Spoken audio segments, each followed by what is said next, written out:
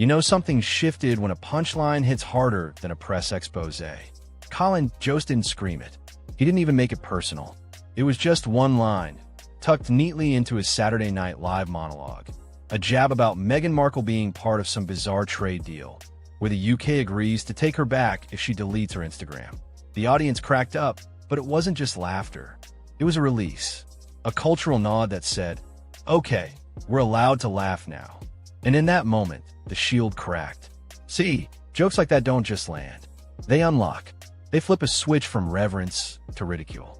Because when someone like Jost, polished, mainstream, not exactly edgy, starts roasting a figure like Meghan, it's a signal. A permission slip. And the internet? Oh, it took that permission and ran with it. What looked like a silly joke was actually a turning point. Because this wasn't tabloid drama anymore. This was comedy. The place we go when something stops being sacred. And once it's funny, it's fair game. Then, as if perfectly timed by the chaos gods, came the photos. Grainy, yes, but unmistakably damning. A woman who looked eerily like Meghan, pre-palace, was lounging on a luxury yacht, surrounded by the kind of quiet power that doesn't need to say a word. Champagne glasses, golden hour lighting, men in pressed linen shirts with old money energy. It all screamed curated, not casual. But here's the thing. The story wasn't just in the images. It was in the vibe, the match between the bracelets, the uncanny lighting, the uncanny everything. Internet sleuths, armed with free time and TikTok timelines, got to work. Suddenly, this wasn't a picture, it was a puzzle. A digital treasure map leading back to a version of Meghan most people had never seen. And while no one said it outright, the unspoken narrative was clear. Was this the origin story we weren't supposed to know? So why do these photos matter? It's not the yacht. It's not even the champagne. It's what the images threaten to unravel, the brand. Meghan didn't just marry into royalty. She sold a story, one of resilience, hardship, emotional growth. A girl who survived the Hollywood grind, found love, and stood tall against outdated institutions. That version of Meghan inspired op-eds, trended hashtags, and sold Netflix deals. But a brand built on vulnerability and empowerment? That's fragile. It depends on total buy-in. Clean lines, spotless past, no loose ends. So when those out photos hit, they didn't just cause gossip. They created dissonance. The same woman who spoke at UN panels about female dignity now possibly caught in images that scream elitism, not empowerment. It was a PR earthquake, not because it confirmed anything, but because it didn't fit the narrative. And in branding, anything that doesn't fit threatens to destroy everything. Here's where things get wild. The backlash wasn't organized. It wasn't even cruel. It was something worse, entertaining. The internet didn't rage. It stitched. It joked. It memed. Suddenly, Meghan wasn't just a duchess. She was a storyline. A character. Comedy gold. And that's the death knell for any public figure trying to control their image. Because when the memes come for you, it means the public stopped listening and started playing. TikTokers turned her old speeches into satire. Twitter threads connected dots with red string energy. It wasn't hate. It was curiosity dressed in sarcasm. And the more polished Meghan's team tried to make her, the more the internet poked fun at the perfection. Because nothing screams fake louder than trying too hard to be real. And once the internet starts digging, oh, it doesn't stop. People weren't just looking at those photos. They were building entire case files. Reddit users pulled up old interviews, side-by-side photos, vanished ex-friends, deleted social accounts. TikTok sleuths mapped out timelines like digital detectives. One creator even tracked her networking trajectory, from cable TV gigs to elite parties to royal introductions, all with background music and sarcastic commentary. It wasn't just a search for dirt. It was pattern recognition. Viewers weren't angry. They were intrigued. Because if the version of Meghan we got wasn't the whole story, then who is she really? And just like that, the vibe shifted. She went from heroine to puzzle piece. A woman under the microscope, not for what she did, but for what people suspected she orchestrated. The most telling reaction? Silence. No legal threats. No PR statements. No tearful podcast clarifications. Just nothing. And in this era, silence is suspicious. Because if it wasn't Meghan in those photos, why not say so? Why not sue? The lack of defense created a vacuum, and the internet hates a vacuum. Instead of putting the fire out, the silence poured gasoline on it. It turned maybe into probably. People assumed guilt not from proof, but from strategy. And the fact that her team, who once spun gold from victimhood, suddenly went mute, that said more than any statement ever could. Because in the court of public opinion, silence is never neutral.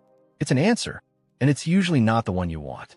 Let's not forget about Harry, the guy who walked away from a crown to protect the woman he loved. But now, he's collateral damage in a story spiraling out of control. Clips of him defending Meghan, passionately, emotionally, were suddenly stitched next to Yacht photos with mocking captions like, "Imagine giving up a kingdom for this." Brutal. The internet wasn't just turning on Meghan, it was re-examining him. How much did he know? How much did he ignore? Did he fall for an act? Suddenly, the fairy tale wasn't about love conquering all. It was about a prince who may have misread the whole script. And that hit differently. Because the world wanted to believe in Harry's rebellion. But now they weren't sure if he was a rebel or just royally played. Hollywood has a sixth sense for risk. Executives don't wait for scandal to be confirmed. They act on vibes. And Meghan's vibe? It was starting to feel radioactive. Quietly, her name slipped off guest lists. Panel invites vanished. Brand deals cooled. Not because anyone proved anything, but because no one wanted to be the next one caught in the fallout. The Meghan brand had gone from inspiring to unstable. And in the land of image, that's the kiss of death. Hollywood will ride drama. They love drama, but only the kind they can control. And Meghan? She stopped being controllable a long time ago. Suddenly, studios were ghosting her team. Calls went unanswered. Even charity collabs went quiet. Because no one wants to be part of a PR problem they can't spin. Here's where it started to get desperate. Meghan's team, once hailed as masterclass brand builders, suddenly looked like they were running in circles.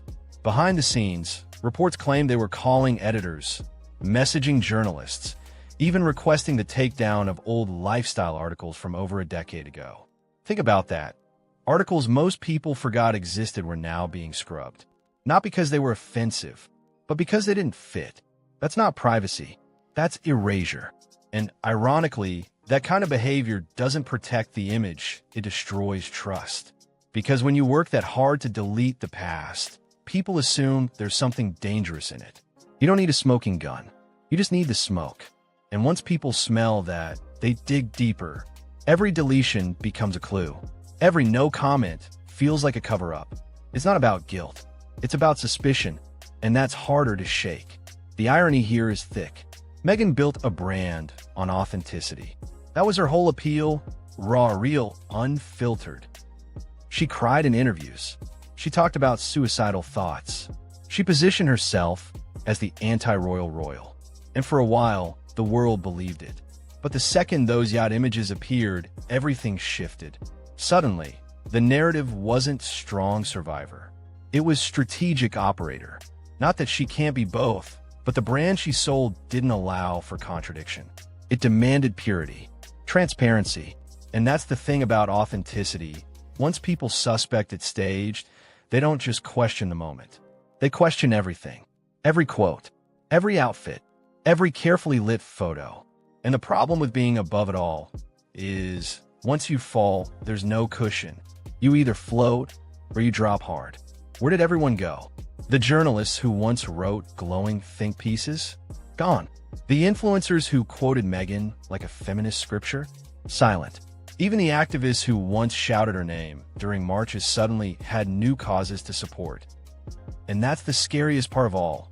Not being attacked, but being abandoned. One source close to her team said they had a crisis contact list. Journalists they'd call when narratives got shaky. But this time, those calls went to voicemail. Why? Because no one wants to defend something they don't understand. Or worse, something they used to believe in but can't explain anymore. That kind of silence isn't personal. It's strategic. It means they're stepping away, quietly, in case the whole thing burns down. because nobody wants to be holding the match. And while Meghan took the heat, Harry's image wasn't holding up either. The same man who declared war on the press was now watching TikToks mocking his every move. Videos stitching his Oprah interview to yacht photos. Clips comparing his royal exit to a guy being down bad for the wrong woman. Ouch. And the worst part? People weren't mocking him because they hated him. They were disappointed. Because Harry wasn't just a prince. He was a symbol of rebellion, of doing things differently. And now they're wondering, did he really choose love? Or did he get played? The narrative flipped.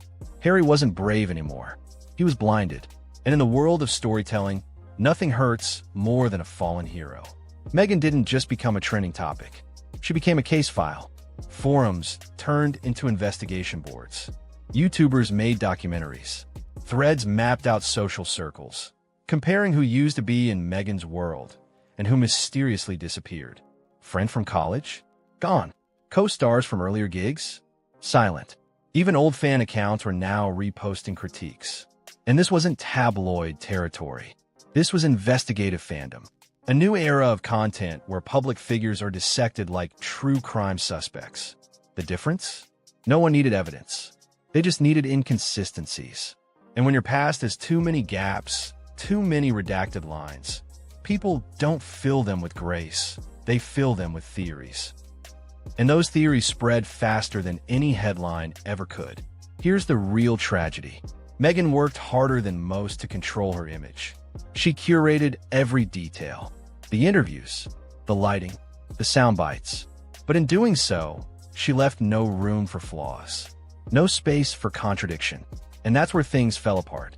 Because the internet doesn't reward perfection. It sniffs it out, then tears it down. Meghan's story was once airtight. But the second a crack showed, the yacht, the whispers, the rewrites, everything unraveled. Not because she did something criminal, but because the audience felt manipulated. And when people feel like they've been tricked, they don't forgive. They dig. They expose. They rewrite. And in the age of viral content, they own the story now. Not you. In the end, this wasn't about a photo or a punchline. It was about trust. Meghan spent years asking people to believe in her. And for a while they did. But belief is fragile. And once it's broken, no PR strategy can glue it back together. Her image didn't shatter overnight. It was chipped away, one meme, one TikTok, one unanswered rumor at a time. Now, the woman who sued tabloids for privacy may become the subject of the most public character dissection of the digital era. And the worst part? She can't control it. Not anymore. Because when the audience decides you're hiding something, they'll look for it until they find it or invent it. And either way, your image doesn't belong to you anymore. It belongs to them.